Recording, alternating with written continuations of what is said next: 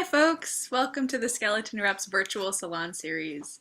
My name is Callie Considine. I'm a longtime collaborating artist with The Skeleton Represents, practicing my craft alongside the artistic director and founder, Ria T. DeLulo. Tonight we present John Bray's St. John of Suburbia. John, would you like to pop on, say hey? Hi. Good evening. And hi, I'm John. Thank you for coming to St. John of Suburbia. And no, I'm not St. John of Suburbia. That's just a name. I wrote this play after I had a nostalgia-fueled dream. Fiction meets memory, reality meets fantasy. The play began as a one-act of about 45 minutes and received some development with the Greenhouse Ensemble's playwrights group, with my cheese-eating partner Scott Sickles, and members of Athens Playwrights Workshop, culminating in a reading hosted by Georgia Fine Arts Academy at Attica. And while the one act was published in For Page and Screen magazine, the play felt far from finished as the characters would not stop talking to me. Over the last 6 or 7 weeks, I have worked with artistic director Ria DeLulo, dramaturg Emily Boraz, and director Callie Considine to bring the play from its one-act stage into a 90-minute full-length. Ria, Emily, and Callie helped me find an arc for each character, as well as an engine for the piece, teasing out more magic along the way. I am deeply indebted to them, as well as to Emily Banks and to the cast, for taking the time to bring these everyday misfit characters and situations to life. And to you, the audience, for taking time out of your lives to spend the day with this play. For me, theater is all about home, and I want to thank Ria, Emily, Callie, and all of Skeleton Rep for inviting me back into theirs, having had me over once before with a live reading of my tragedy tracks, and my thanks to you, an audience of friends, for inviting us into your homes. Thank you. Thank you, John. Before we begin, let me tell you a little bit about The Skeleton Represents. We are a new work development company with a mission to explore modern myth, and that could mean anything from recontextualizing ancient mythology in contemporary settings to exploring what is mythological about our own age. The Salon series is our primary vehicle for new work development. They're intended for plays that are past the point of reading and editing around a table and are now in need of staging in front of an audience to develop further. If you want to follow more of what we do here at The Skeleton Represents, please like and subscribe. We also run entirely on donations, so if you like what we have to offer, feel free to show us some love on Venmo at Skeleton Rep, or you can make a tax-deductible donation through our website. After the show, the actors will turn on their videos and take a bow, at which point you're welcome to put any regards in the YouTube chat box. For anyone who wants to stay, I will lead a short post-show discussion where you can ask questions of the artists, as well as share your compliments as we shall celebrate this new work together. Thank you, and with no further ado, please sit back and enjoy St. John of Suburbia.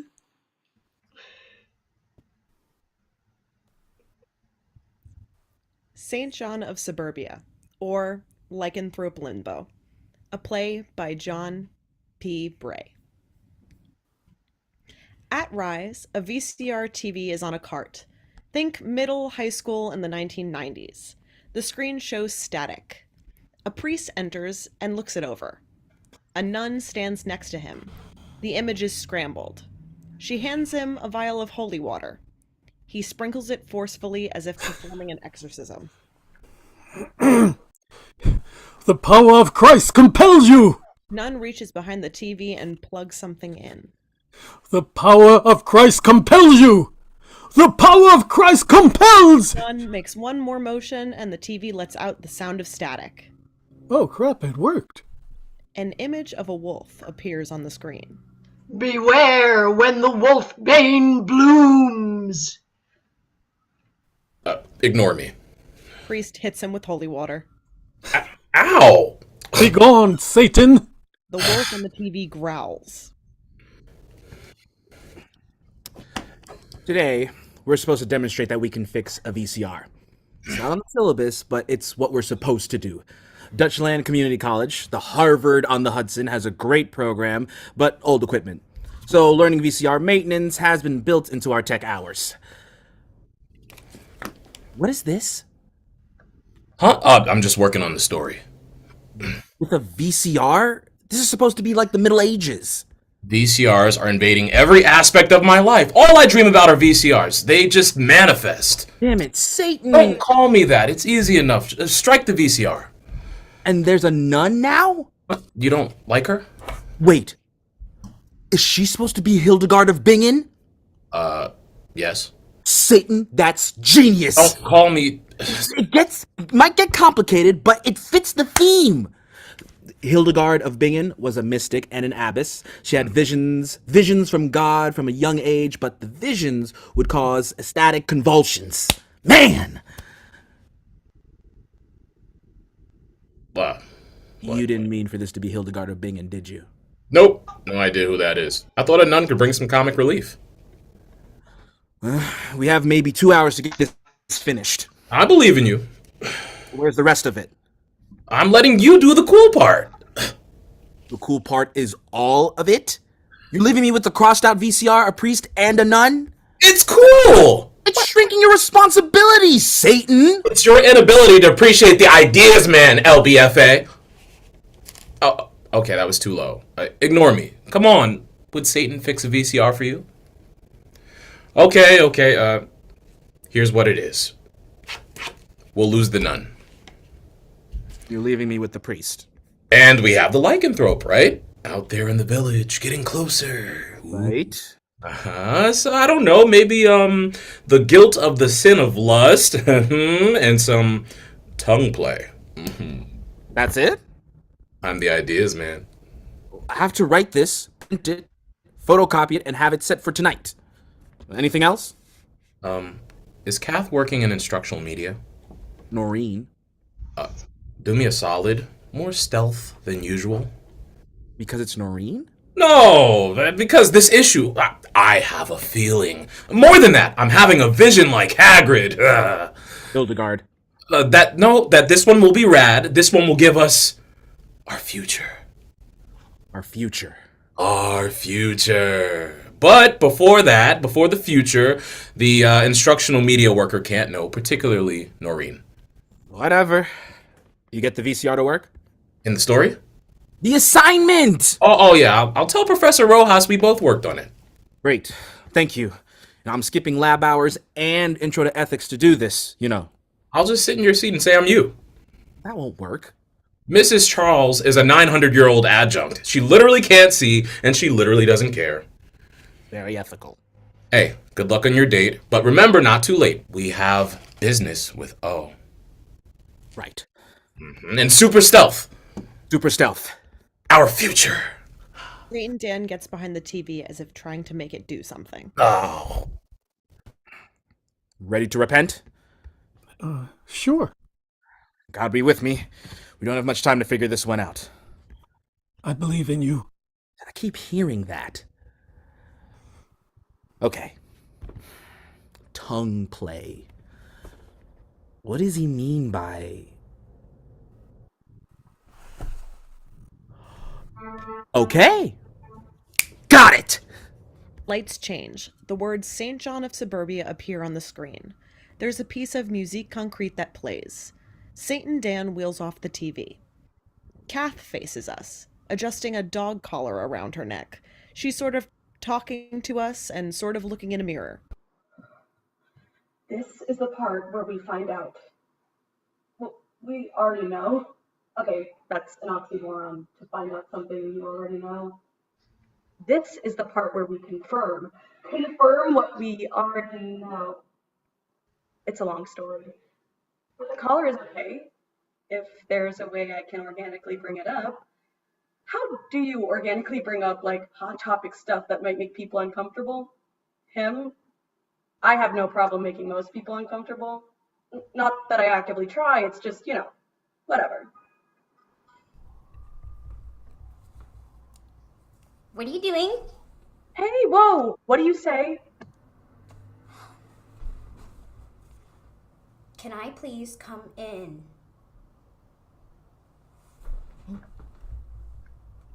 What is this? Oh, it's nothing. Oh, it sounds like the basement door and sneakers in a dryer? Is sneakers in a dryer a style of music? I mean, it can be. The rhythm moves a certain way, you know? Boom, boom, boom, or something. You like this? No, but it's better than that weird dance music you had on with the chanting. Deep Forest? The other one, like with the monks. Oh, Enigma. Yeah, Deep Forest was okay. Is this better than okay? Can I tell you something? I like the door sound because it sounds like our house. Okay, cool. Why are you wearing a dog collar? It's not a dog collar. It has a place for leash. Okay, you want to know a secret? We are part werewolf. We are? Well, I am. Maybe you've been spared. But as a werewolf, sometimes I need to put on a werewolf collar, just in case someone needs to chain us up in the basement. One day you might need a collar too, unless you've been spared. I don't want to be spared. Do we get the werewolf's gene from Mom's side? That's a very complicated question. She doesn't know I know. We don't have the same mother. But that's not how I interpret her response. If you ask if something is true and someone tells you it's complicated, it's because it's true, but the person doesn't want you to know it's true. So we are part werewolf from my mother's side. Got it. Kath's voice is heard in the music, sort of calling. That sounds like you.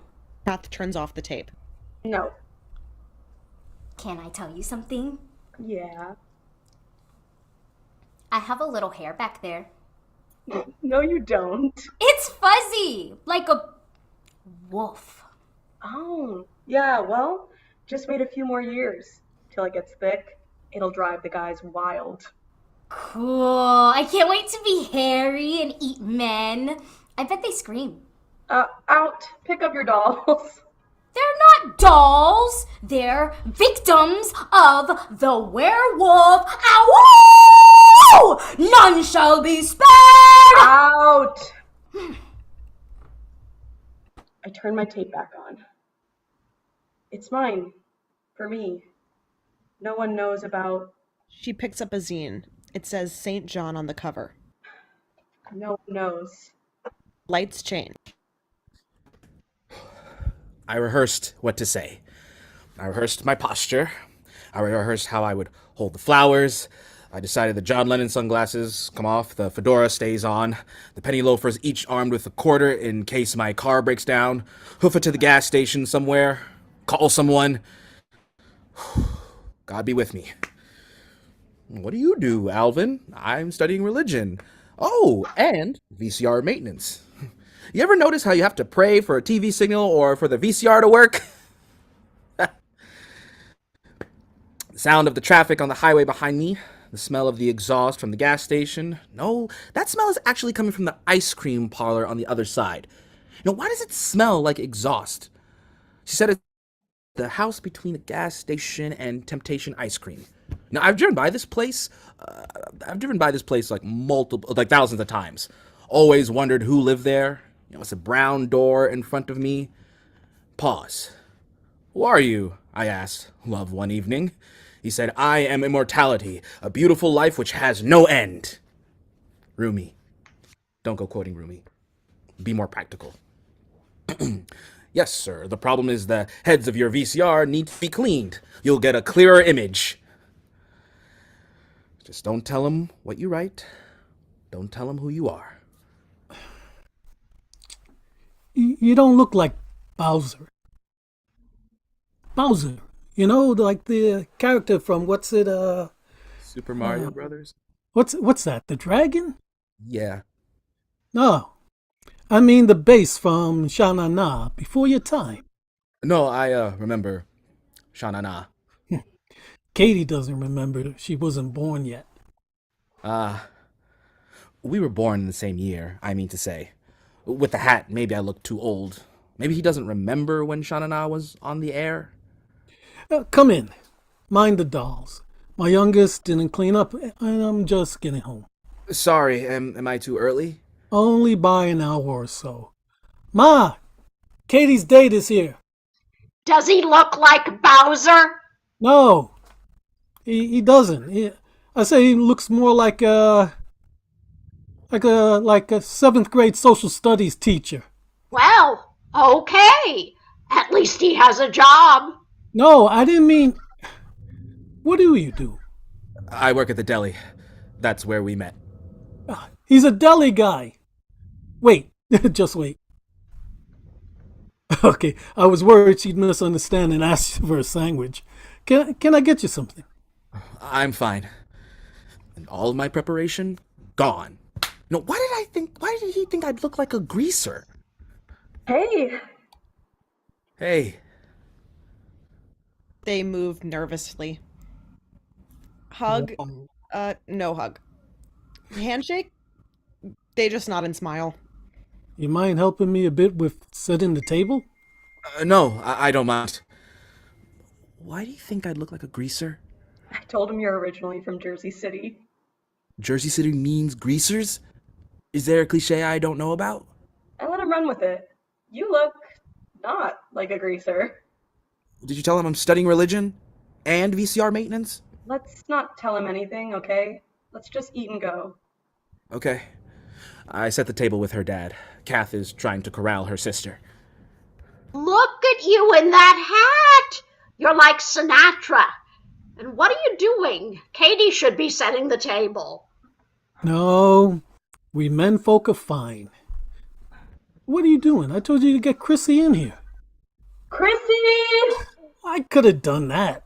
I'm busy! Dinner! Company! Now! Okay. You don't have to stare at him. Why is he wearing that hat? It's because... Why do you wear the hat?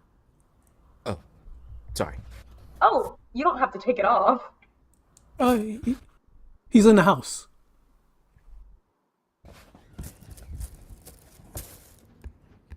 Well, it's good to see you.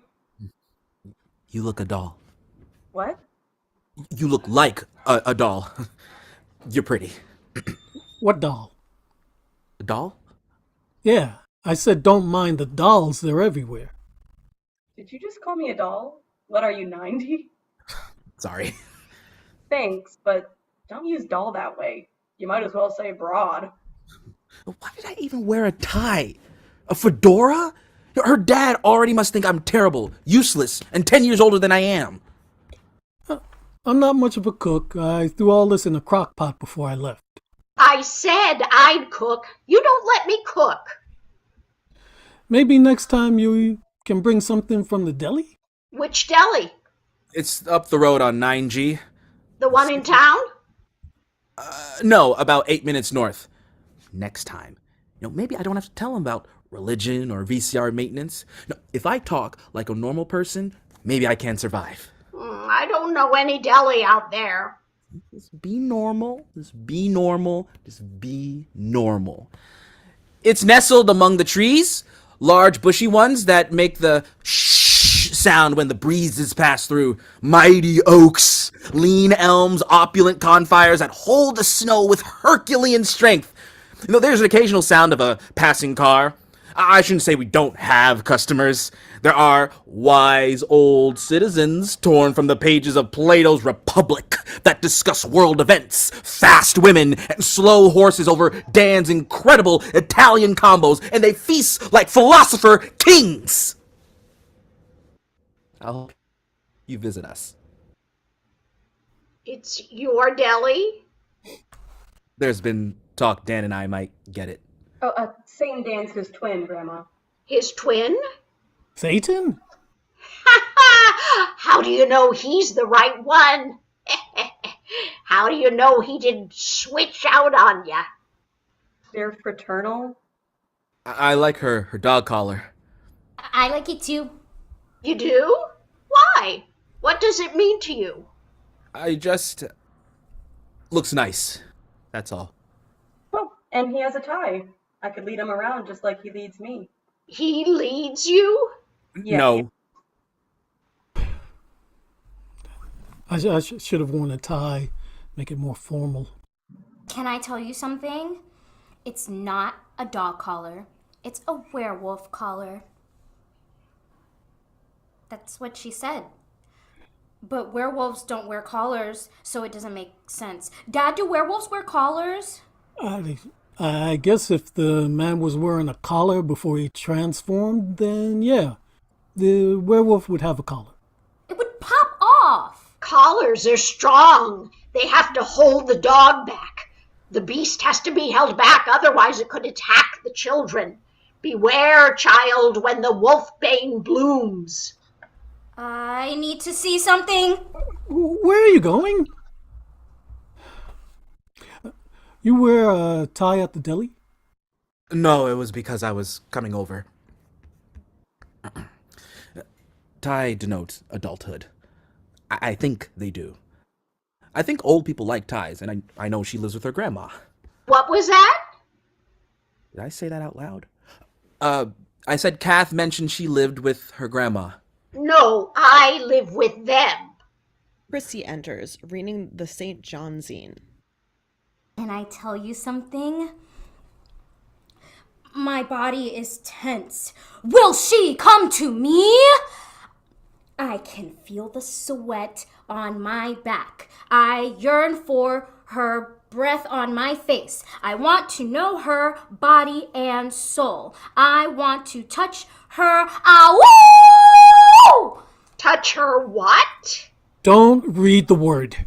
I know what it means, though. No, you don't. Oh my god, she has my zine! What is she reading? Nothing. It was smut. Your daughter reads smut. Is she reading smut?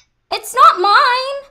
Stay out of my room, Nugget. It wasn't in your room. It's all over the house. There's smut all over the house. Oh, CATH, aren't you ashamed in front of your date? I can't believe you. Can I tell you something? I love your room. I wouldn't go in there without you. Smut. Smut. What happens if I confess? What happens if I just say, it's me? CATH's dad will never let me see her again. CATH will never want to see me again. Why the heck is it here? Does CATH read it? Wherever you got it, it doesn't matter. We are not discussing the origin point of this wayward pornography. It made its way into this house, and it needs to go. This kind of trash doesn't stay here. Stuff like this is a slap to women. You hear? The world will give you hell everywhere you go. You don't need to bring that hell here. Hell? How are we supposed to eat? God, tell me, how will we eat? Okay, I'm hungry. Let's eat. Doesn't say anything about a collar. The priest wears a collar, but the werewolf doesn't. Somebody wrote something like that about a priest? No more talk about it, please.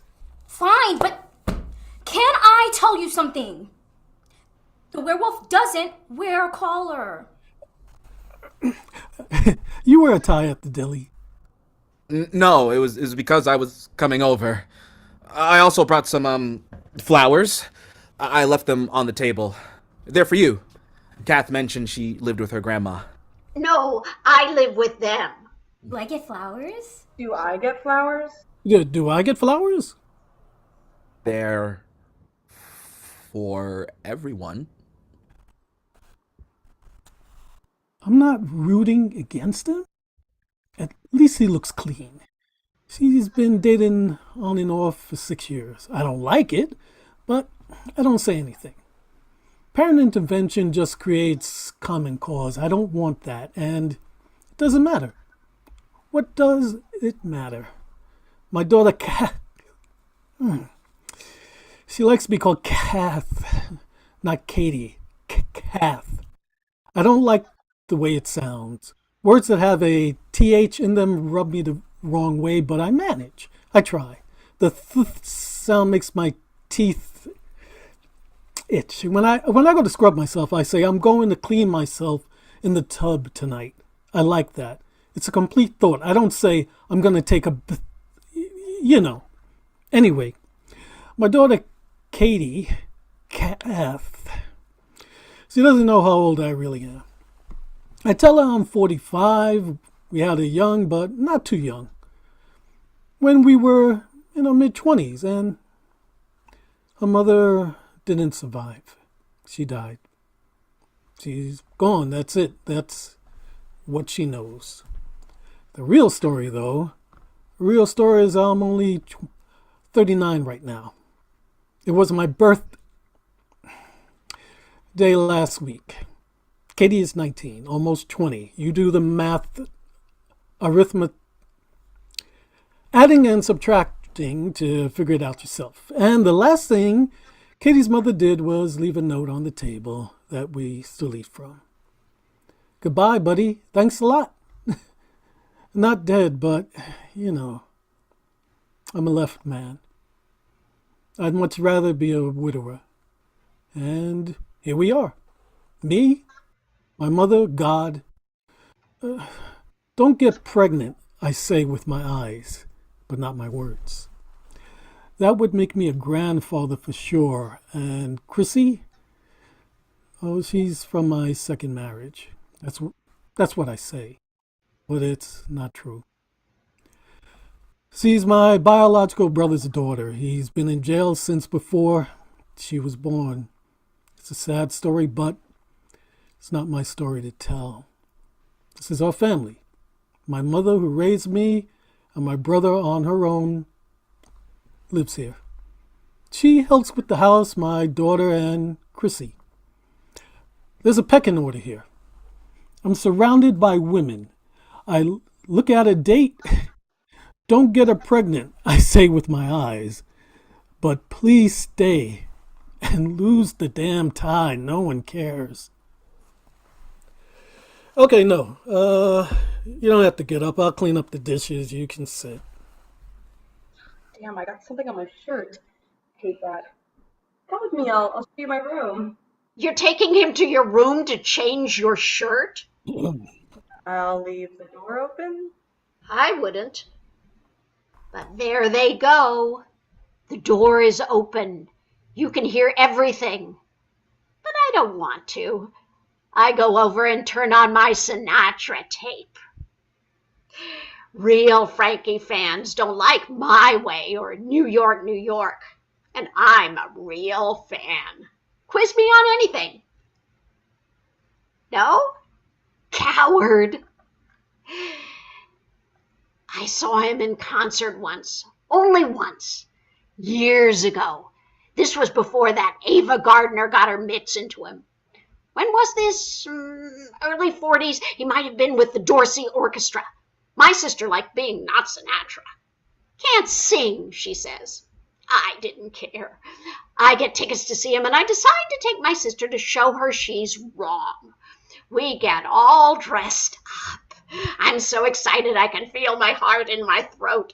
And he hits the stage. Oh, those pure blue eyes scanning the crowd. Look at me, I think. Look at me. And then my sister, she shouts at him, get off the stage, you stewed bum. You can't sing. And then he looks right at me. It wasn't me, I say, but not out loud. I can't say anything out loud. Who forms words anymore? That look he's giving me. I run out in tears. I never truly loved my sister after that. I wished her misery. I wished her pain. I wished her... You need to be careful what you wish for. Oh, she's not dead. Wishes backfire sometimes. She married someone rich. I see her every 3 years. She's grown cold, silent. I can't even remember what she sounds like anymore until she opens her mouth. But that Frankie, though. Oh, that voice. And then this dope comes with a fedora. You should warn a gal. Here it is. Huh. Not what you expected? It's bright, blue and yellows like the sun in the summer sky. The rest of the house is wood paneling. brown. Oh, wood paneling. Not like the opulent trees you described. You must love living here, though. Sandwiched between Temptation Ice Cream and the gas station. I'd be living at those places. They lose their luster. Have you ever seen Sha Na Na? No, why? No reason. Well, here's my window. Easy to open from the outside. I keep this little wooden thing here on the slide, so I need to move it to open the window. That's my security. But I'm right here on the first floor, you know? Not facing the street. Right here. Noreen visits sometimes late at night. She taps on the window, I enact security removal protocols, and she comes in. We talk for hours. Or read the latest adventures by St. John of God. The latest is St. John and the Temptation of the Werewolf. It ended on a cliffhanger. Do you know the zine? Hands him a copy. I thought your dad just got rid of this. Must have had two. It happens. You grab a few sometimes trying to get one. You read this? A month ago, I was at instructional media at DCC. There's a room where you can watch videos for class and high-speed tape dubbers so you can copy the language audio cassettes on hold. And there's a photocopier you can use if you have a code. And there's stacks of multicolored paper. I'm in instructional media on a work study. My dad doesn't know. The lycanthrope, in popular fiction, represents the carnal, but we already know that. Consider Little Red Riding Hood or other cautionary tales we tell children, particularly girls. Images of wolves appear on the screen. I don't tell Dad about how I'm affording college or what I'm doing. He thinks it's all scholarships or whatever, or maybe that it's free like it was for him in the 70s. Secrets make baby Jesus cry. I know Alvin from the deli, yeah, but I also know him and his little gang from the quad on campus. Whenever he's with his little group of religious pals, we call them Alvin and the Chipmunks. Well, you can't see how I'm spelling monks. It's M-O-N-K-S, like a religious order. Alvin and the Chipmunks. And he's always polite, tips his hat, even though we dog him like crazy. And then, one day, I see him photocopying pages. No one asks him why he's using all the paper and toner. He has a good reputation. If he was juggling lead dynamite, the dean would think it was for a good cause. But I catch a glimpse, and it's what I think it is. It's the latest scene by St. John of God. So, St. John has been shrouded in mystery. He says he's a Catholic priest who's been driven to write erotic fiction, basically porn, by the devil. He can't sin with a woman, being Catholic, but monsters present something of a loophole. Vampires, werewolves, between all the bloodletting and the body morphing and the other sex stuff, it's oddly poetic, almost beautiful, and it's written by... Nietzsche teaches us we are driven by two desires, which he locates in the Apollonian and Dionysian impulses. The god Apollo represents the plastic arts where we find reason, structures, the manners that maketh man. Dionysus, the god of drinking and screwing, lives inside the Apollo casing, wanting to be an animal, a beast, to gorge himself. He is the werewolf. I write my doctoral dissertation focusing on the birth of tragedy and independent cinema of the 1990s. That comes later. Right now, I'm watching a VHS tape of the Smurfs. Image on the TV. Papa Smurf smiling. I can't quite get the tracking right. Something's wrong with the VCR. Something is always wrong with the VCR. I want him to know that he's been writing them. I want him to know that I'm in, but not super in, just kind of in. I take my shirt off. He looks at the wall. Why'd you turn around? You took your shirt off. We're dating. Yeah, we are. But Too soon? I don't know. Wait, you've seen a naked girl before. Oh, yeah. All the time. Not even topless? With all the nude beaches around here, Wow, never. Not even in like. well, hard to avoid since society dictates women should never wear shirts. Movies or magazines? They're only the movies I watch, the only movies I watch, and the only magazines I read. Now, I head on over to Hamilton Adult Bookstore with its black curtains and solid green door, greeted by the neon glow inside where everyone knows your name. Oh, so you know Andre then, Who? the manager? And their fluorescents, the lights. You'd be surprised. Wow, so no dirty bookstores, no movies, magazines?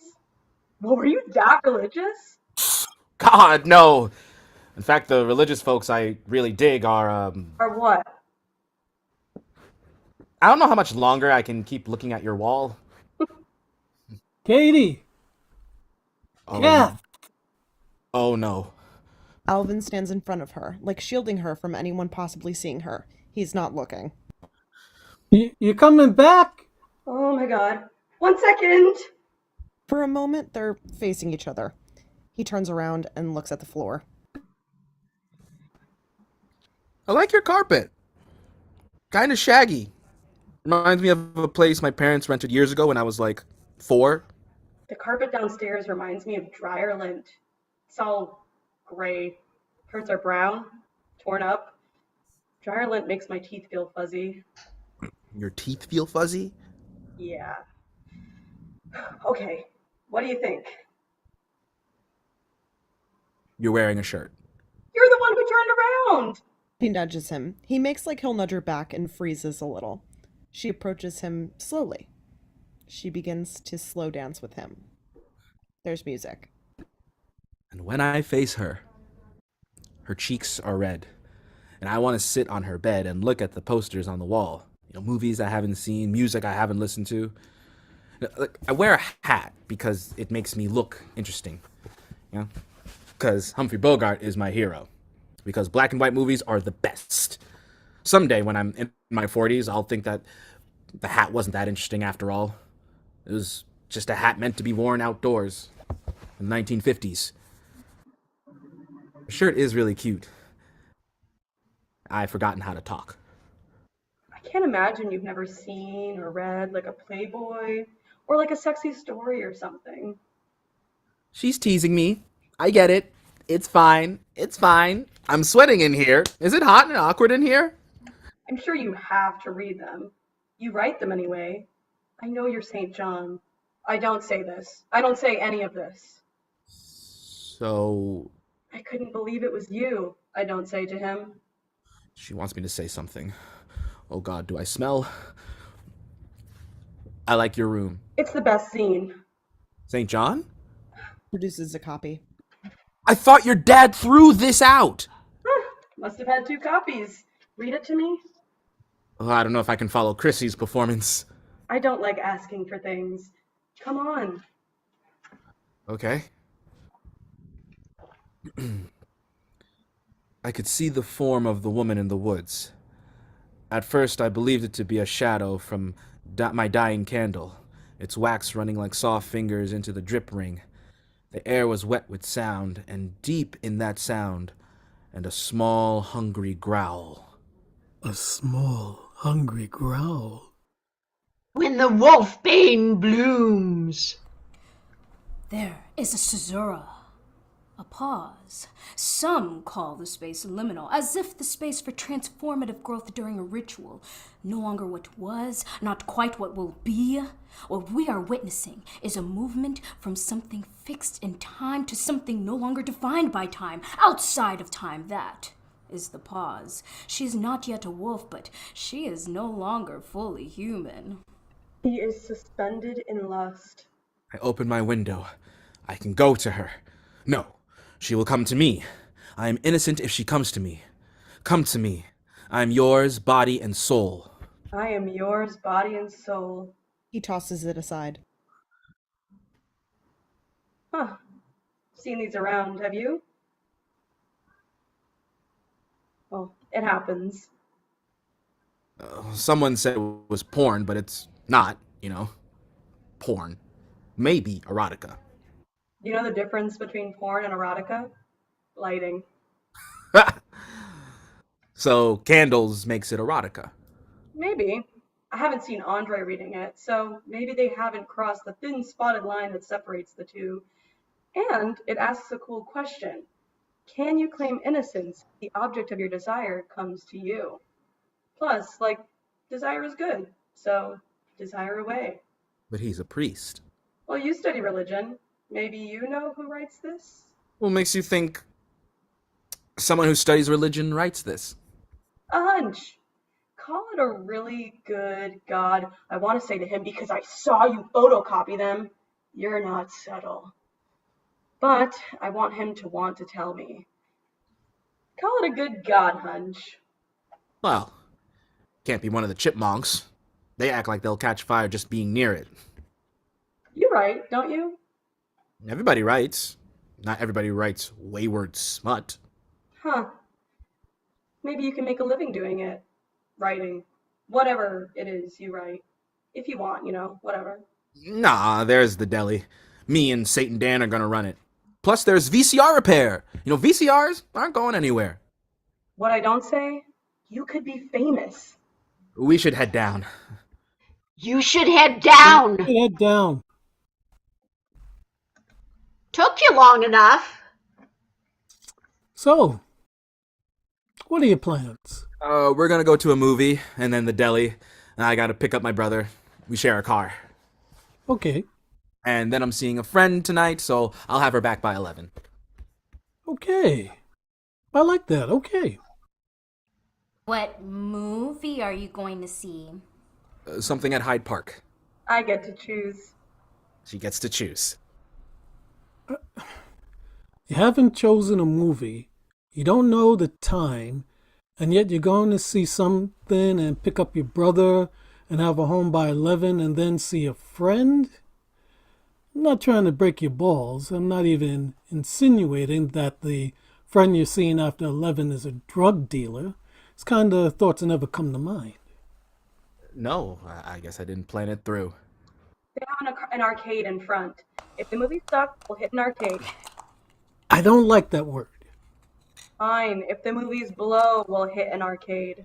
I think that's better. I need my pills. I want to see Grandma take her teeth out. I don't take my teeth out for pills. Just be careful, okay? I know you like each other. I like him, but that doesn't mean I'm not going to try to get Noreen pregnant every once in a while. You shouldn't say that to him. You might put him off. He might not know you're joking. Noreen's her friend. Well, thank you for dinner. And they leave. They leave. They leave. We disappear into the dark. I wait for the next moment to be seen again, but the idea of being seen isn't too important to me yet. I watch Grandma remove her teeth. I watch Dad sit in front of the TV. He's not actually watching it. He's just looking at it. He has to go back to work soon. I ask if I could put on a tape. The image is warped. The tape could get chewed! He really needs to call a repairman. Chrissy, put on your pajamas. It's take your daughter to work night. Come on! Hey, it's a special thing very few girls your age get to do. I lie. It's really because I don't know what time her sister will be back. 11. Right. She's back by 11. I'll buy Chrissy her own werewolf. Let's go. We head to the car. I look at the faint freckles across her nose. You're looking at me. What are you looking at me with? Looking? Oh. I don't read people well. Try. What do you see? Freckles. Blushing. A dog collar. What I don't say to her. Bright eyes. Bright smile. Everything about you is bright. Is that all you see? What I don't say is I'm new at this. Are you new at this, too?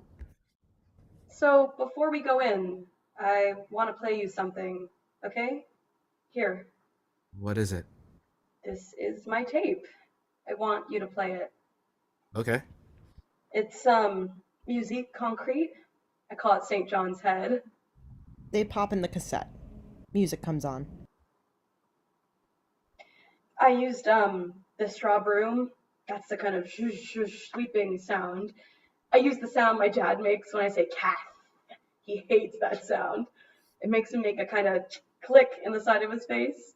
I used a few St. John's words in here, and my sister playing with her doll. Oh, and I found some recordings of wolves and messed around with them a bit.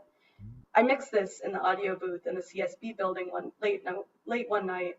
No one knew I was there. I had the whole place to myself. So when I think of like the piece of time we spent together and everything that has happened since the first night you came over to the CSB, it sounds like this. This is what you sound like to me. And I know it's raw, but to me it's beautiful. And no matter what happens, I'm just glad you got to hear this. Thank you. You really think it's me? Writing wayward stuff? I know it's you. It's actually not that big of a deal if he's not ready to fess up, but he's getting nervous and it's making him squirm. It's almost cute. My whole life depends on this moment. You could just tell her. Sound of a wolf howl. She already knows. Why hide it? Okay. On one hand, this could be real. She could really want to let me know that this is all okay. On the other, Satan Dan is in my head. Don't trust women. Why not? Because TV tells us that women are not to be trusted. Can you really trust that thing more than women? Who do you trust more, Batman or Mom? Superman or Mom? Briscoe County Jr. or Mom? Why are you bringing Mom into this? She hasn't done anything. Nope, you can't answer. No, it's false what you do. Call it equivalency, a fallacy. You can't compare cartoon men to a real-life person. Briscoe County Jr. is a real-life person. Bruce Campbell's a real-life person. Wonder Woman's got a lasso of truth. How can you trust anybody who doesn't trust anybody? Dude, I'm just saying. You expose your heart, your soul, your secrets, they'll be used against you. And you will die of embarrassment. I know you.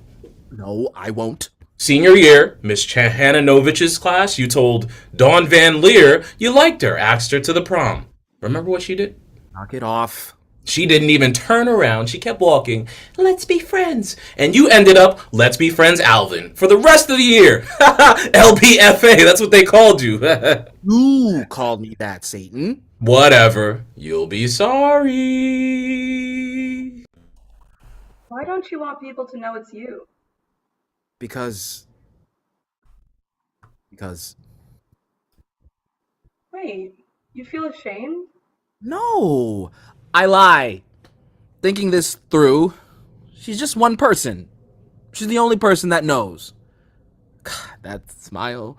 And we're standing here in front of these half-broken video games, like old school, like Double Dragon. And I might be the only person who prefers the Nintendo version. Maybe I do a little feel ashamed. I'm not going to tell you how to feel. Think of your dad's reaction. Your grandma. If they knew it was me. Yeah, but so what? They're not your audience. Find your audience. Maybe I don't actually want fame. I just want a pile of money to do stuff people don't know that I'm doing. You think God knows? No, and I'm not going to tell him. So I shouldn't tell anyone then. Please don't. Not now, anyway. Your secret is safe with me. I think people already know. What people? Well, I don't think the chipmunks know. If they did, I'd just say it's Satan. Yeah, that they'd believe. Not Satan Dan. Oh, does he work on them too? That's not my secret to tell, but I will say that he'd have you believe he does it all himself. And does he? Well, I'd want the credit even more than the money, I think. I want folks to know this is my soul in here. But I'm not brave like you. I don't even get my work out there. I'm not brave. You kind of are. Even if you're like hiding behind a name, you're still letting others know your soul. Brave. You shared your song with me. Brave. You're the only one I've ever shared this or any of my compositions with. Thank you. Now, I hope more people have a chance to hear it. It's beautiful. The video game ends. They hold hands. Now they're in a car. The lights of the deli are on. It's pretty bright. Is this an all-night deli? Is there such a thing as an all-night deli? Oh, do I work at an all-night deli? No, Satan doesn't like to close on time. Why do you call your brother Satan? High school days. Long story. Old Bird sits at a table. There's some food wrappers and racing forms, lottery tickets. In short, Old Bird gambles. You cleaned the slicer yet? As a matter of fact, I did. Oh, shoot. I was going to order. 3 corned beef sandwiches to go, 1 with Russian dressing, and 2 with mayo. That's my guy. Remind me, it's the security guard near Oscar's Deli. Security Mike. 1 for Tommy at the corner store, and 1 for yourself. If you were only open 24 hours, Daniel, I could just eat here. I can't help but thinking my sandwiches aren't good enough for you. And what do I care? They taste good. At a certain point, you value taste over reason. Clearly, Oscar has a deli right there, and yet you come to me. I come to you. I'm just saying, some people prefer Oscars. Some people haven't met him. Yeah, all right. I'm glad to hear you're seeing a security Mike in Tommy Corner store. It get boring? Bringing hungry people sandwiches? Never. It feels good. Plus, it's a routine. You know what routines are? Boring. When you're 20, absolutely. But now, routines mean purpose. There's purpose in bringing sandwiches. There's purpose in talking to a young man like you all night. You making a pass? Oh, in your dreams. You really got nothing for me? We can hit OTB next time. Right now, my luck is terrible. What do you mean you got bad luck? At your age, don't you own this place? Not yet. Not yet, he says. But the word yet means... It means hope. Right, hope. Hope is good. It means you're looking to the future. It means purpose. You follow? Leaders don't follow. Oh, I could slug you sometimes. I love you too, old bird. Oh. Still open. I can't leave. I got people sitting here. It's after 9. Yeah? We're supposed to close at 5. We're trying to figure out who has a better tip. You're heading to OTB? OTB? Off-track betting. He tells me he doesn't know nothing, so I'm telling him I know nothing. We'll see who wins. Is nothing the name of a horse? Okay, and how are you, Kath? Okay. You tell your dad you're working here yet?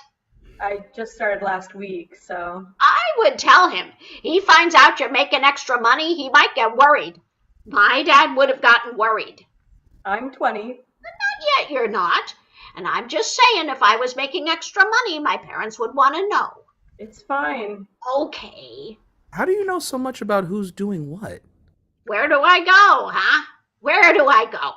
With your brother's amazing sandwiches and lack of knowledge on horses, where else would I go? You 3 ain't quiet. None of yous is ever quiet. You talk about everything. I sit here, opening to close, listening and watching. I see her come in here, talk to you a few times. Next thing you know, she's putting her name on a paper sack with her number, applying for a job I meant to believe. And it's all, don't I see you on campus? And when can you start? I hear it all, see it all. Everyone's got to have a hobby. So, did you have a nice date with the square? He's okay. Uh-oh. Only okay? In my day, I was more than okay. I was a real cracker at whist. You let her win? I let him win. Okay, new world. I have to use the bathroom. Hey, I didn't want to say anything in front of CATH. I heard you thinking of going to Oscars tonight. Maybe try to break in? Did I hear that right? Why would we do something like that? To leave some of those photocopied magazines you're making. I don't make any zines. And why would we need to break in to do that? Because I hear from Security Mike that a fancy editor from Arbitrary Cottages goes there almost every Thursday morning. And you're thinking, if you leave some of your magazines by the penny savers, he'll just pick one up organically. I think I heard one of you say, as he leaves. Stop me if you know the rest. Go on. And so, since Oscar hates you and would throw anything you bring in right into the dumpster, you think it's best to just break in and leave them. Am I getting warm? You're not subtle. Bad as my hearing is, when you two whisper, it travels for miles. I'm sure Oscar may have even heard it. Curse my highly articulate stage whisper! All I'm saying is, I hate to see nice fellows like you do something stupid and wind up in the Who Scout. We wouldn't do a thing like that. Oh, we're not stealthy. We don't write smuts. A smut? I got those sandwiches to deliver. An armful of hope. An armful of hope. Like I say, they talk. I know they're writing these magazines. They're not for me. They lose me at Werewolf. But if they're making them, why not try to get them to someone that can help? They won't listen to me because I'm old. When you get to be old, you're pushed away. It happens in stages. First you hit middle age, and you find yourself sandwiched between a generation that's showing you the door out and a generation that never made room for you at the table. Look at them. The world exists for their youth and their problems. My God, problems. They really don't know, do they? Look at him. He's hooked. I wish them luck. Love is the worst thing in the world because it's the greatest thing in the world. The hardest thing about being old is the dreams. You dream about youth, about friends that are gone, about first dates. You want to live in those dreams. Then you wake up. What have you got? Bum tips and cheap sandwiches. Let that be my epitaph. They don't even know my name. It's Francesca. But not even that matters. When you're old, you don't have a name. You're just Old Man or Old Bird. I gave myself the moniker Old Bird, and it stuck. My way of showing some, agency. And when you die, the only thing that happens is folks that loved you are sad. Enough. Look at them. Why the hell is that kid wearing that stupid hat?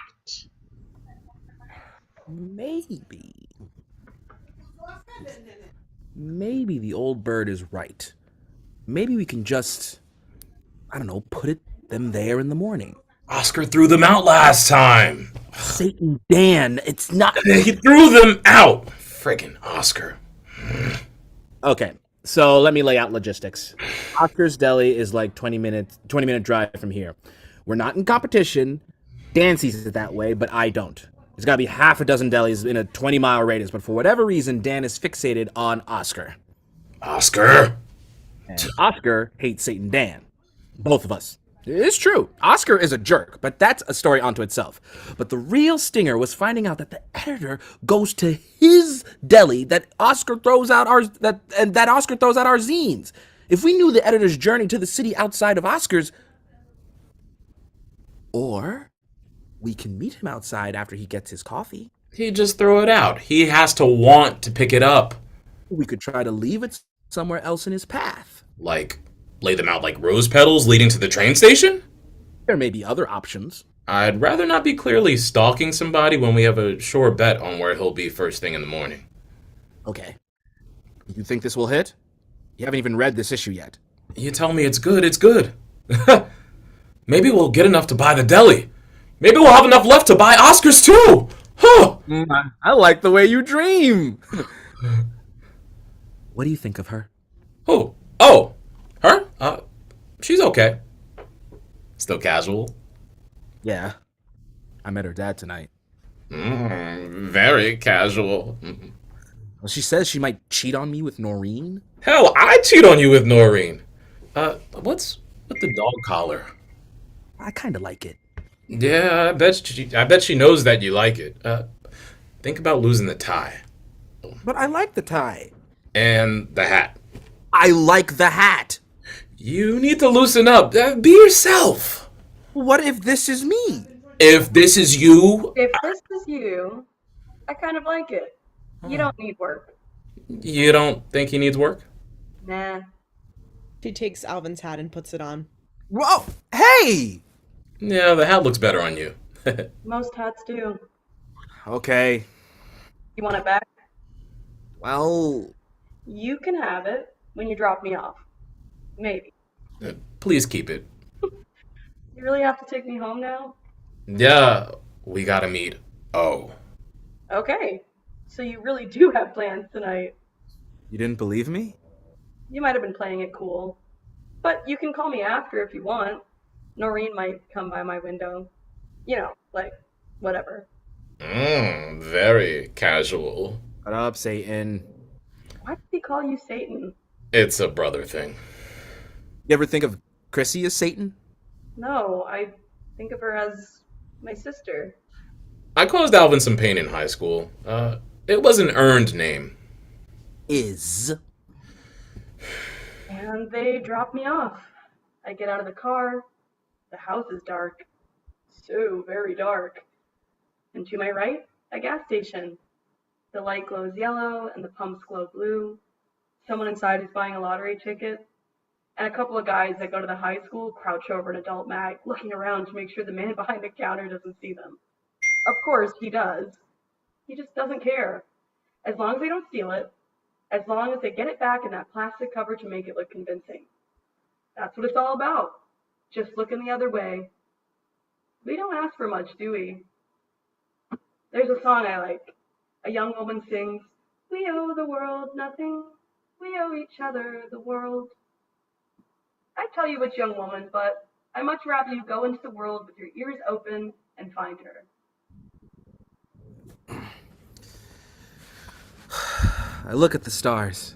I catch my reflection, my crooked jaw, and the zits on her chin, the hair Satan Dan missed when shaving that goatee. And there's a song I like.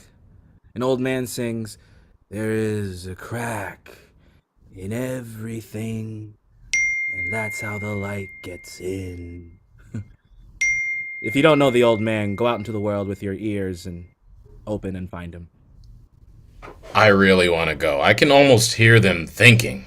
I cover my ears with my brain. Ugh. Night, guys. Good night.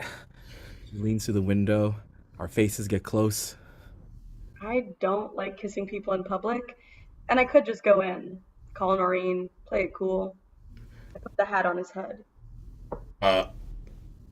You guys are dating! Kiss! Good night.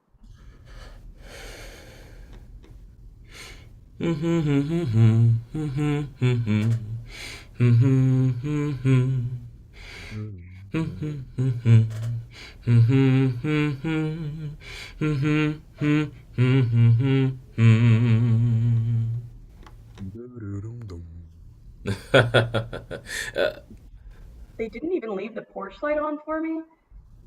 The stars follow me in. Even with the house lights off, I never stand in darkness. When's the last time you dated? Not including my prom date? Prom date that I got for you, Aaron. Aaron, right, because let's be friends, Alvin didn't work out. LBFA. You called me that earlier. You still call me Satan. Oh man, I shouldn't have reminded you. Well, you did, and here we are. I told you to ignore me. Satan. LBFA. Prom wasn't even a date, just the group of us friends hanging out, so it doesn't count. Last girl you dated, go. Joan. Joan? You dated her for like 9 whole days in the 10th grade. Longer than that. Longer enough to correct me? Time means nothing when you feel... Fine, I'm not correcting you. Told her you loved her after a week. You don't have to prick out. I'm not pricking out. I'm saying you're an asshat. You like her. Loosen up a bit. I don't know, man. I feel like if I loosen up, I'll mess it up. It won't work. Don't worry about if it's going to work. Just be in the moment. Have fun. Don't intentionally hurt feelings. Learn something. Enjoy. You think the stars say, hey, I might blink out. Should I worry about blinking out? No. They do their thing, and it's beautiful. Do your thing. Be beautiful. When's the last time you were with a girl? That isn't what we're talking about, man. Okay. You nervous? About CATH? About breaking into Oscars. No. I lie. Good. I respond, knowing he's lying. The editor has gotta love it. He's gotta love it and bring it back to arbitrary cottages and tell them to stop the press, like they do in the movies. That's newspapers. We're gonna get credit for inventing a whole new awesome genre. Hey, we don't know what he looks like. I hear he drives a Cadillac. Plenty of people drive Cadillacs. Name 5. Name 5? You said plenty. I didn't say plenty of people that I know. See, you can't name 5. How's this one? So good. Worth getting busted for? You know, if we get caught, everyone will know your name. You know that, right? Like, breaking and entering and leaving behind werewolf erotica that you wrote. I thought you wrote it. Okay. You got your paperclip? Okay. Break! And it's Mission Impossible. Cue the theme song. To face us. Music such as Mission Impossible theme plays. But not quite because of copyright. A couple cameras in the lot. I hear their bullshit. And security Mike, who drives around, I don't know him. I don't want to know him. It's not because of him. I feel like the only way I'll know him is if we're busted. I look around the plaza. There's an all-night diner. There's a great American grocery store. Oscar's Deli. A few parked cars. It's getting cold. Why are you still wearing the hat? Everyone will recognize you because of the hat! Said the cameras were bullshit! Step 1. Open the door. I'm gonna MacGyver this thing. Step 2. Enter the code. Oscar is a sicko. 6969. Step 3. Put our zines on top of the penny savers by the gumball machine. They won't notice us coming in. No one looks at the magazines when they open a store. They just open and get ready. Step 4. Sit in the car with binoculars. And above all, make sure Security Mike doesn't see us. Okay, well, that was easier than I thought. Give me those binoculars. Go! Now the waiting game. So you said this one is good? Yes. What happens? The priest sits in a hair shirt, repenting for his sin of lust. He's doing the what now? It itches. He lays down on the bed. God, forgive cruel sick me. And the female werewolf enters. And her head has transformed into a giant, hairy head of a monstrous dog. And she's otherwise a sexy woman.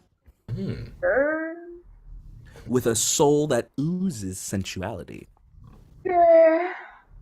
And he's afraid. I'm afraid. And she licks his foot. Ew! Dude. Why the hell would I do that? Because you're a dog and dogs do that? That's a terrible answer. Well, I'm trying to go for a verisimilitude. Verisimilitude? That's not what we agreed on! You said you wanted to wrestle with sin and do some tongue play! Like Michelle Pfeiffer in Batman Returns. Alvin, damn it! Who's going to want this? You think the dog should lick his face? No! You got the werewolf wrong. Have you seen Howling 2? Your werewolf is a sister? Your sister is a werewolf. Nobody has seen that movie! Make it hot! I don't know. Women werewolves can be hot. I don't care about hot, Satan Dan. I care about art, and this is art. Oh, God! Oh. I don't like it. I'm just gonna go take myself for a walk.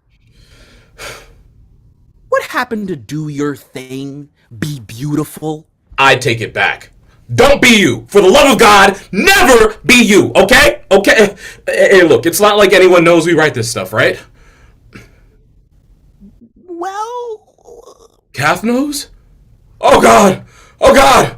That explains the dog collar. Oh, God! Wait.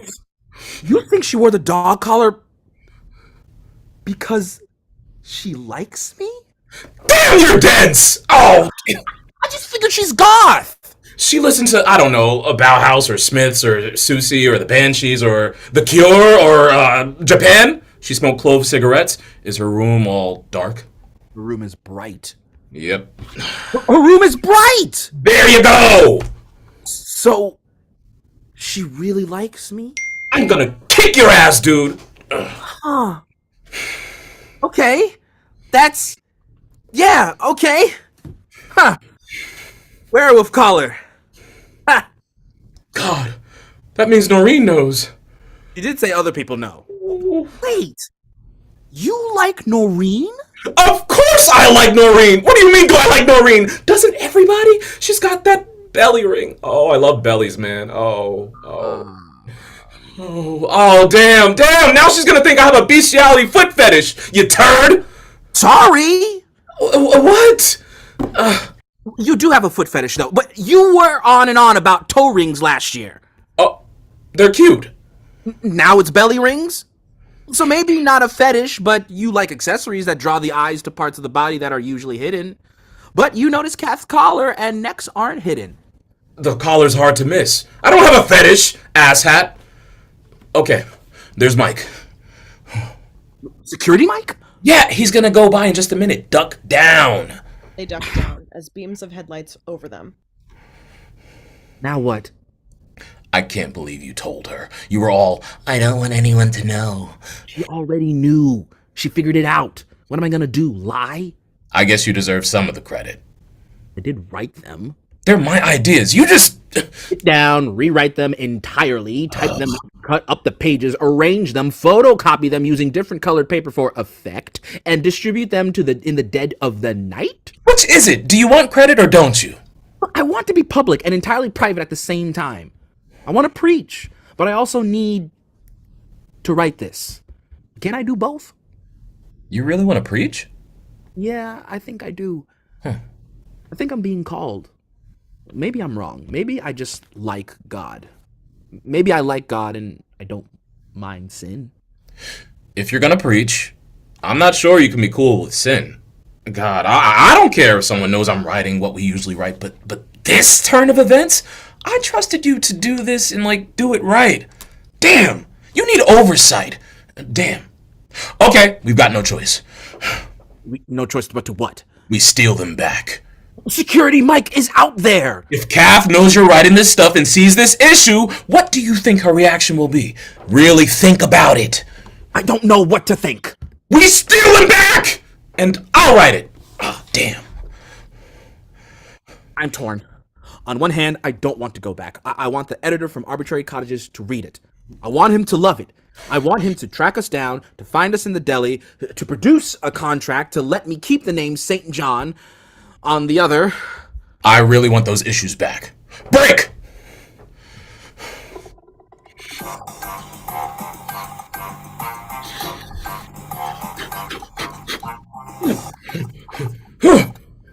The hell do you think you're doing? Busted. Hey, Security Mike. You know me? We never met, but you're a friend of a friend. Old Bird. What's her name? I don't... Bowser? CATH's dad is Security Mike? Dad? Hat guy? My nightmare. My sandwich! Huh. You're breaking into the deli! It's not what you think. Ooh, you want to steal those zines? It is what you think. Why? Do you arrest them or shoot them? No! Oh, Couldn't you wait until morning to pick one up? It's not that! Oh god, it's so much worse than you think.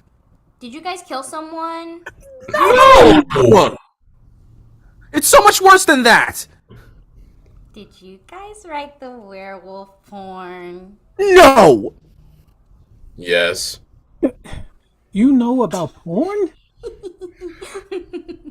No, you don't. Go wait by the car. Why? Because You know that's not a good reason. I don't have a reason. Just do it. You write the priest and werewolf porn? Would you call it porn? Wouldn't you? It's not. It's supposed to be mysticism. Something like Rumi, right? Who? He was a 13th century mystic. You know, he became one with God and the universe through his sensuality. If anyone asks how to recognize desire, perfect beauty, and wanting, lift your face and say, like a prayer or longing whisper, this. If anyone asks about the rays of the moon, climb up to your roof and raise your arms to embrace the sky as if in a trance and a dance, like this. If anyone seeks an angel's wings or asks about the aroma of God, unbraid your hair, bring it close to their face and say, like this. If anyone asks how the moon becomes revealed by the passing of a cloud, untie your robe, not by knot, not by knot, not by knot, like this. And if anyone asks, how did Jesus raise the dead? Know this to be the true miracle. Place your lips upon my mouth like this. If anyone asks, who does love kill? Move their fingers to your naked chest, the rhythm of your heart, like this.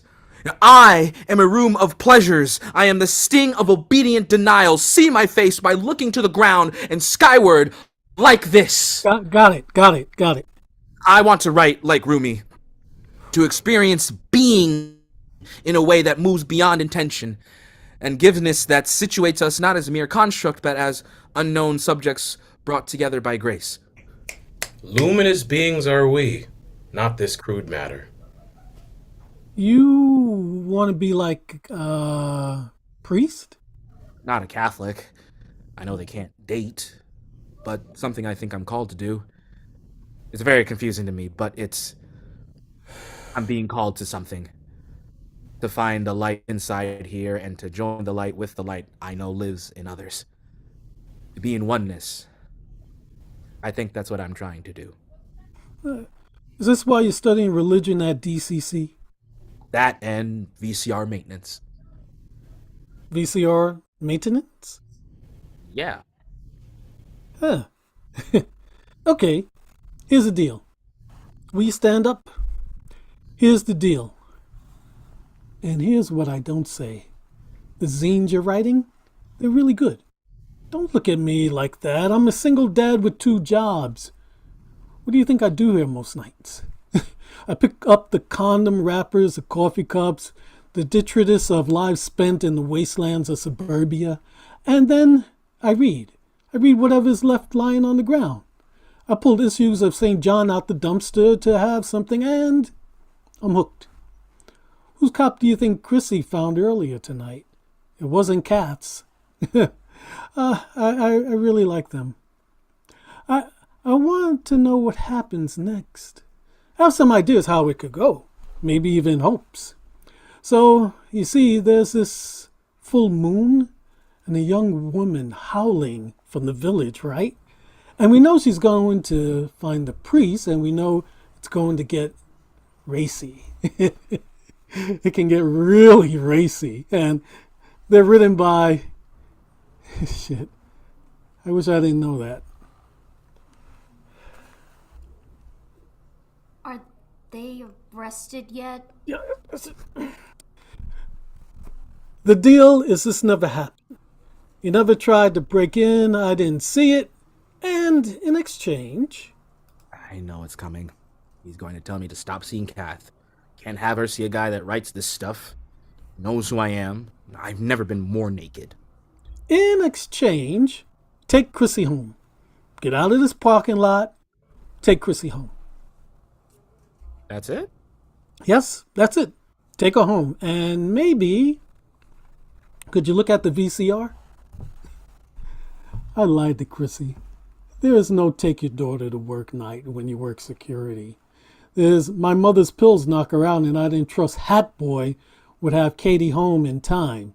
So you have to come with me. But Katie's home. They can drop her off, maybe have a laugh about what happened here. I can't believe he writes this stuff. I feel kind of in awe and kind of sick because it's actually beautiful. And I'm sticking to the word racy. I hate how much I love it. Thank you. We promise we won't try to break back in. Back in? In. We won't try to break in again. Yeah. Right. Sir? Thank you. Old Bird told me something weird might happen tonight when she brought my sandwich. Jesus. There's a guy that comes in on Thursdays from Arbitrary Cottages. I'll make sure he gets one. I've given him one before. Maybe, I don't know, maybe it'll help, maybe it won't. We'll see. Phew. We write porn. We write erotic art. You know the difference between porn and erotica?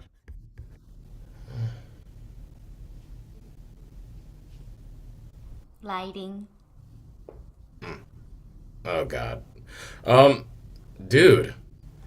CATH's dad reads porn. Our porn. Erotic. Oh, God. It was his.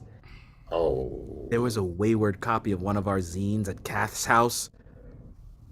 She brought it out to dinner tonight. Shit, I would have paid good money to see that. She came out reading it out loud, and Kath was like, "Stay out of my room." And he was like, "Where did this wayward smut come from?" Wayward smut? Yeah. Oh, okay. We write it, he reads it.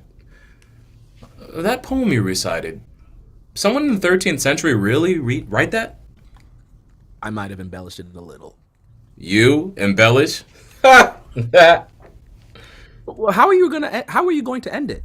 The story? Oh. They were going to meet under the moonlight. They were going to be close. She was going to transform him with her passion. Yeah. Grr.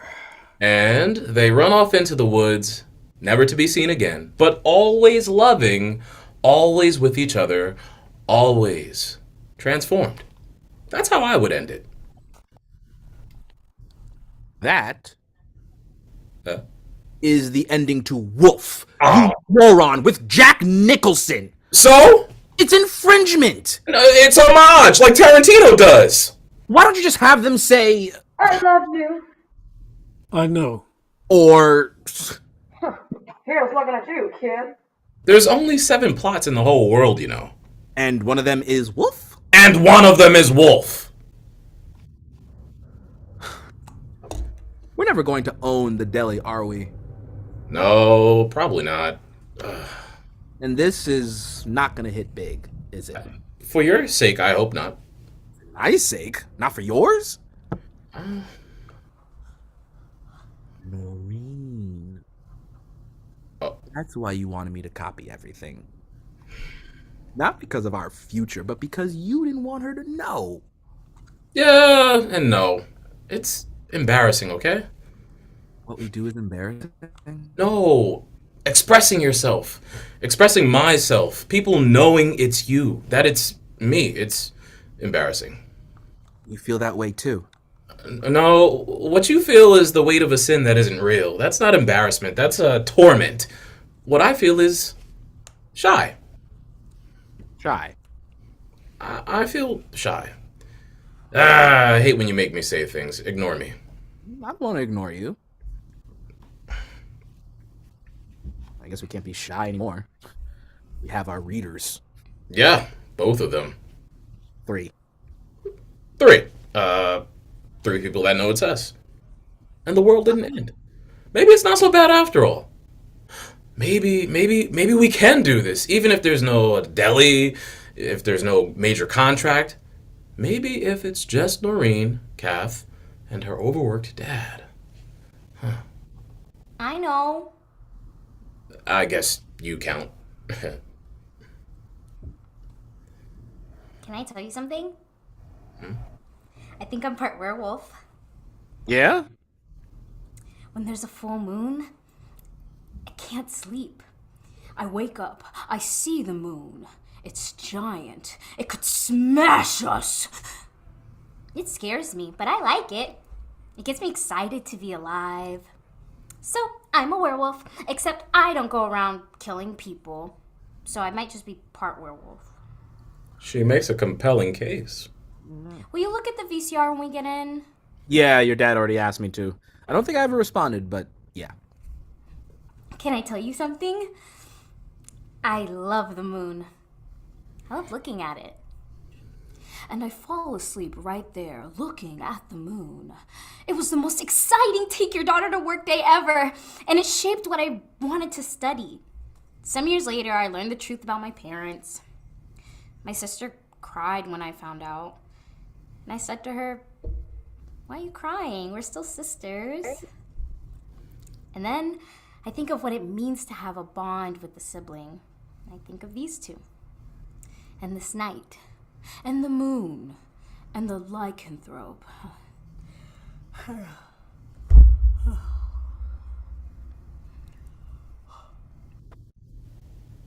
Did she just fall asleep? Late night for her. Yeah. I kind of like CATH, Dan. Dog collar and all. You would, you little creep. You would. Give her a call. I don't want to freak her out by us just showing up. Like, freaking people out bothers you? What? That was high school. That was just high school. That was back when I was really Satan Dan. Mostly to you. I'm just Dan now, Alvin. I have been for a while. Huh. And I think about the things he said. About being beautiful. About not wanting me to be embarrassed by the last issue. And the way he treats CATH at the store. About being shy. He has become just Dan. Satan Dan no more. I pull a quarter from my penny loafer. It's dull. Doesn't shine. The year on it? 1976. The year I was born. You know, I'm back where I started the evening. Calling on CATH and saying something I don't know. Something about liking her. Something about the heart. Something about... Man, how do you rehearse this? Plan it all out in your head to make the conversation less awkward? Maybe that's it. Maybe it's supposed to be awkward and I'm planning too much. And she showed me her window. I'll call her. I'll tell her what we're up to. Is she up to company? Wait by the window. We'll be there. Hurry up. We are perfectly imperfect. We are so perfectly imperfect. Perfectly imperfect. Perfectly perfect, but it makes sense. It makes sense. It makes sense. But it all makes sense. I look at the kids sleeping in the back. This is not the night I signed on for, but it's not one I'll ever forget. I look at the cameras, I know are bullshit. I look at the night sky. The air gets colder. I wish it would snow. When you drive in the snow along the highway, the snow comes in whooshing towards you, and it feels like you're in Star Wars flying the Millennium Falcon at light speed. It all comes so fast and gentle. Like a future.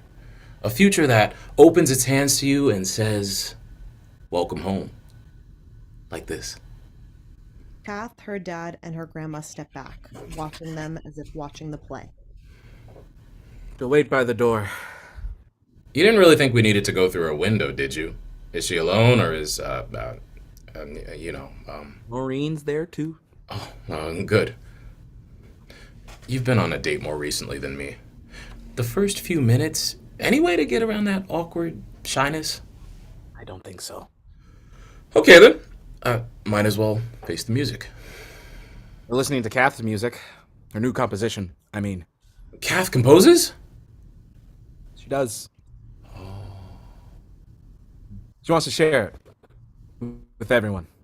Huh. Well, let's go give it a listen. First things first, you carry the kid. I'm on the VCR. Sound good? Sounds good. Alvin and Just Dan sit. Just Dan drives. He sings a song. Alvin joins him. CHRISSIE sleeps. CATH puts her hand on Alvin's shoulder, joining the song. Her grandma and her dad move closer, also singing. The song ends. Okay. Here's what I really want to see happen in the story. The priest, clearly an amazing character, find the wolf lady, and then... Blackout. The TV screen shows some static. End of play. Hi, folks. Thank you, Emily. Let's give a big round of applause to our performers this evening. Congratulations, everybody. Congratulations, John. And a big thank you to you, our audience, for tuning in for John Bray's St. John of Suburbia. If you'd like to stick around for a bit of a post-show discussion, John and I will take comments in the chat box. And while we wait for those to roll in, congratulations, team. John, would you like to take a moment, or any of the cast too, to talk about the rehearsal process? Also, we have Rhea. Hi, everyone.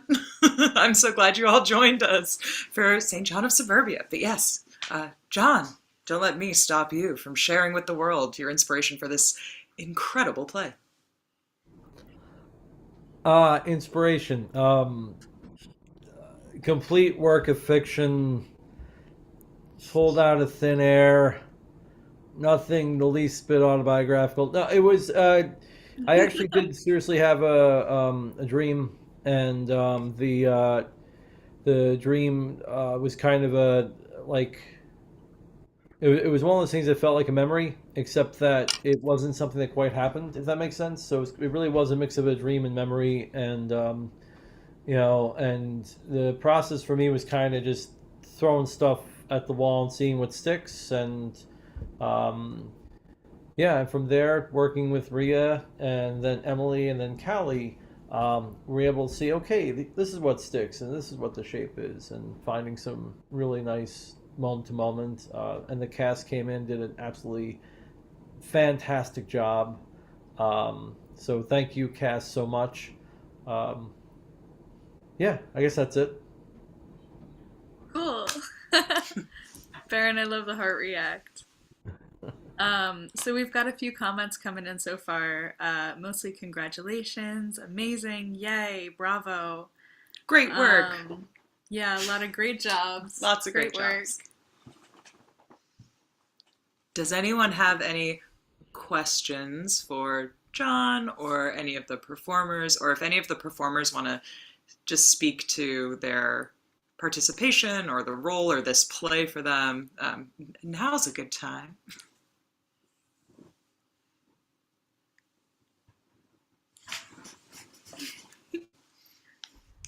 Just want Fun to say a times. huge...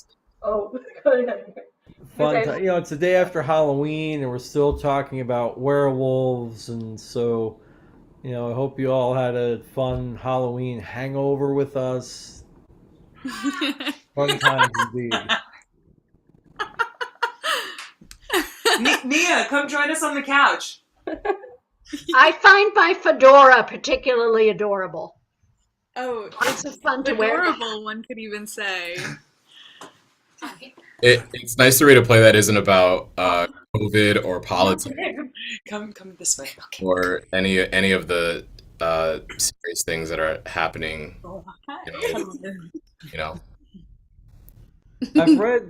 I've written serious stuff before, and something happened with this one, because when you write stuff, often you think, why this play right now, what are you saying to the world, and blah blah blah.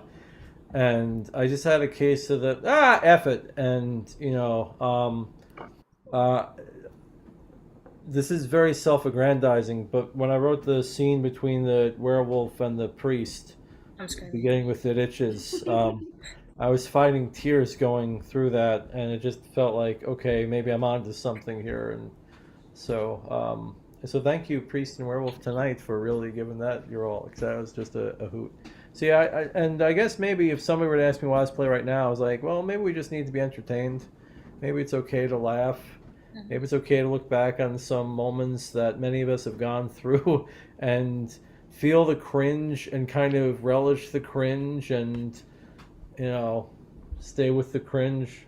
And there's still like morals and stuff that we learn from these characters, so even with us just being entertained and it just being comedic, it's like, oh yeah, cool, you can be yourself, you can write some crazy stuff and maybe hit it big, maybe not, like, love it.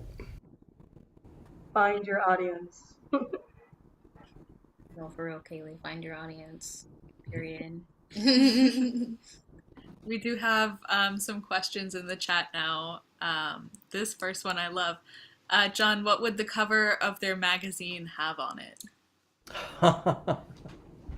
I thought about that actually, and I mean, it's kind of, if you look at those old zines from the 90s, some people like hand drew some things, and so I was like, could be partially hand drawn, and then partially something photocopied, like out of a really old, 18th century, 19th century book to try to give it some, I don't know, like this is old and just recently discovered.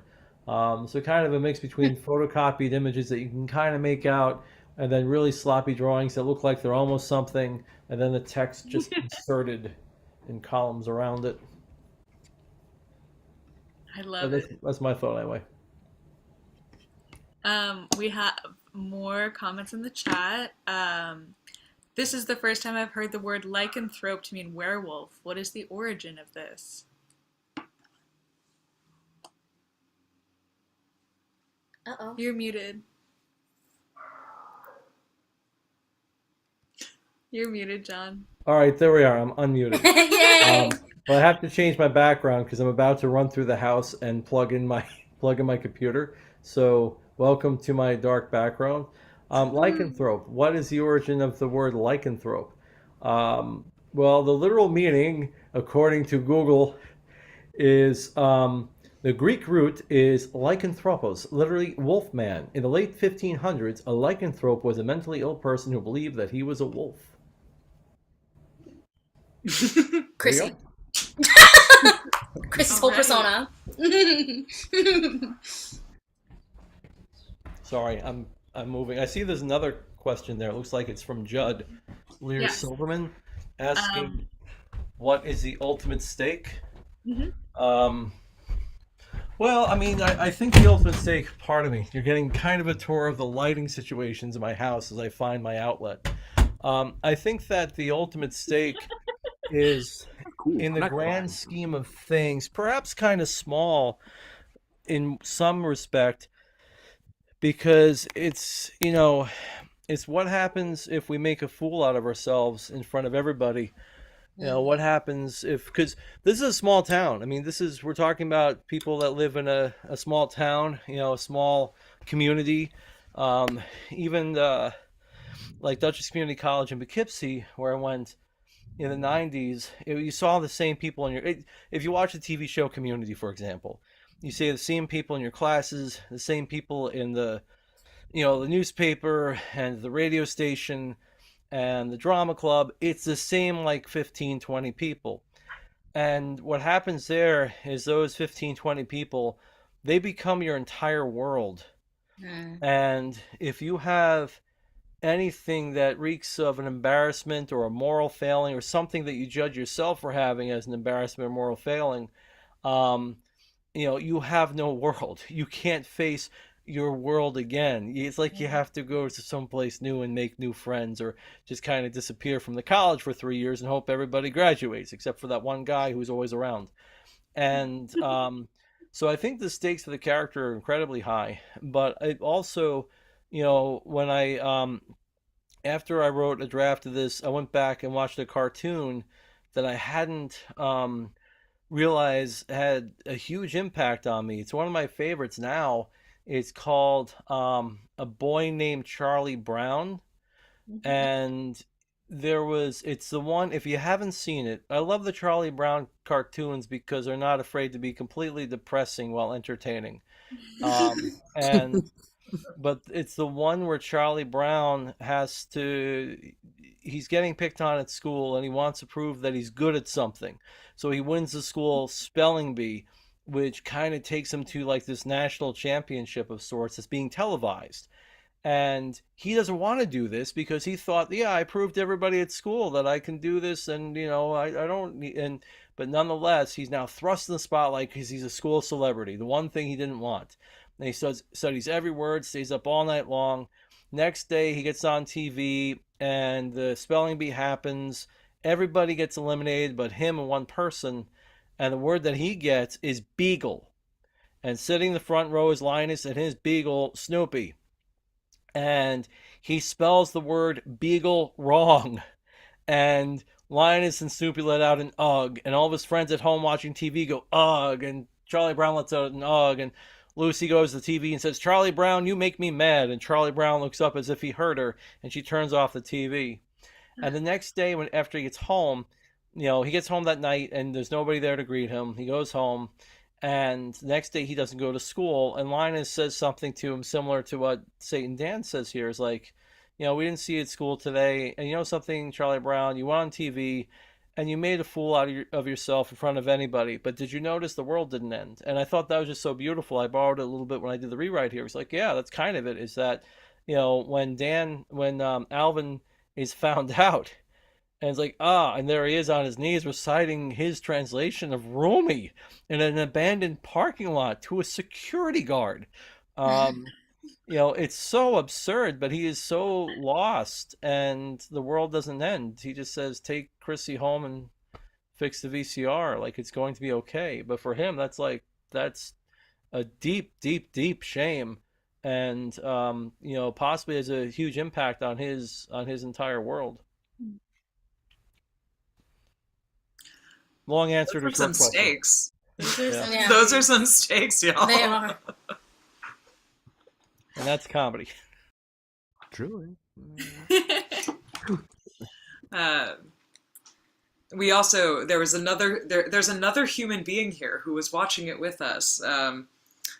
Josh Makes Pizza. For those of you who have been to the Salon that was Tracks last year, Josh is also in the house, and he was commenting just on that it's the stakes and the humor, and so for him, he commented in person that there's almost a Shakespearean quality to it, and that everyone gets their moment too. All the characters get this direct address where they really get to communicate who they are and what they're about, even if the world around them doesn't hear it, right? And so that there's, as funny as it is and as comedic as it is, especially for your writing, it's also hitting at a lot of realities of what it means to be alive. So thanks. Thank you. Thank you. Emily Schmidt says, as the dramaturg, I defiantly never thought this play was Defiantly, yeah. It says defiantly. It does. Never thought this play was just silly for fun. Or fun. Just because it isn't political doesn't mean it isn't important. Let's go, Emily. That's right. Yeah. Does anyone else have anything they'd like to say? Last chance to ask stuff. The fedora Massive thank you, everybody. Thank you. I think. My pleasure, John. Thank you. Yes, thank you so much. Yeah, what a world that you brought us into. This has been such a joy. It was fun. So fun. We have some thank you everyone's super entertaining writing, great cast. I laughed a lot. Yay. Yeah. Very cool. Well, in order to keep up with us here at the Skeleton Rep, please check out our website, www.skeletonrep.org. We appreciate you spending your Wednesday evening supporting new work and the exploration of modern myth. Good evening, folks, and we look forward to sharing with you again soon.